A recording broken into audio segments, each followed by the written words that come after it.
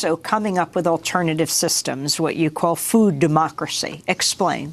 Yeah, so we've just done a book on biodiversity, agroecology, and regenerative organic agriculture, which is 31 years of our practice and research, because I can't see thinking separate from action. We find we can feed 2 times India's population, 2 times India's population, by conserving biodiversity, providing more nutrition per acre. The more biodiverse the system and organic systems produce more nutrition. Farmers earn 10 times more by not spending precious money on chemicals and big machines. And the Monsantos and the Bayers of the world are imagining an agriculture without farmers, farming without farmers, farming with drones, farming with spy men, the tractors, farming with robots, farming with intelligent and artificial intelligence. They're talking about digital agriculture where you don't need people. But that means no one to care for the land, because agriculture means care for the land. We need the Green New Deal, which is such an amazing discussion in this country. And the Green New Deal has to be to put more people on the land, just like during the Dust Bowl and the Depression. Hands healed the Dust Bowl. We need hands to heal the planet.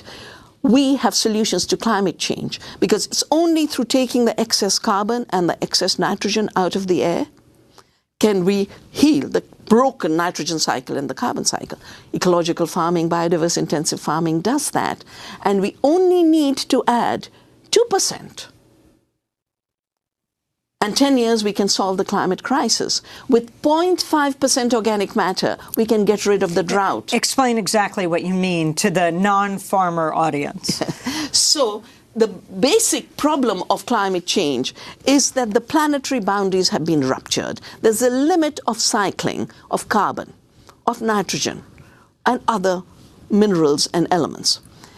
By taking fossil fuels out from underground and burning them at a very high speed, 600 million years of nature's work, 20 million years being burnt every year, we're putting too much carbon dioxide into the atmosphere, which is why we have climate change. We use some of this fossil fuel to then make nitrogen fertilizers, which emits a nitrous oxide, which is 300 times more deadly for the climate. You get rid of chemicals, you get rid of fossil fuels, and you start doing organic. All that excess carbon can be pulled back by the plants and put back in the soil, which is why I wrote the book, Soil Not Oil. When you put nitrogen-fixing plants, the pulses, everyone's now talking of plant-based diets, proteins from plants. We did it in India forever with our lovely dal, our pulses.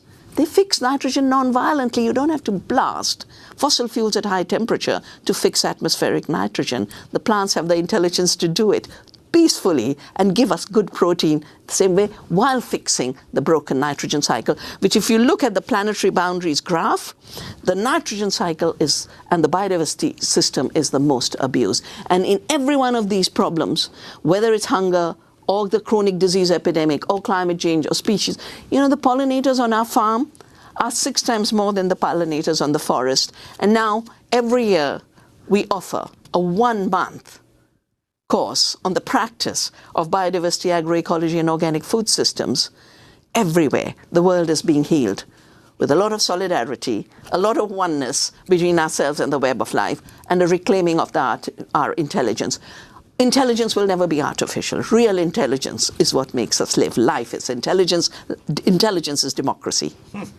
Vandana Shiva is an Indian scholar, environmental activist, food sovereignty and seed freedom advocate, and alternative globalization leader and author. She's written more than 20 books. Her latest, Oneness versus the 1%, and Who Really Feeds the World. This is Democracy Now! I'm Amy Goodman. Thank you.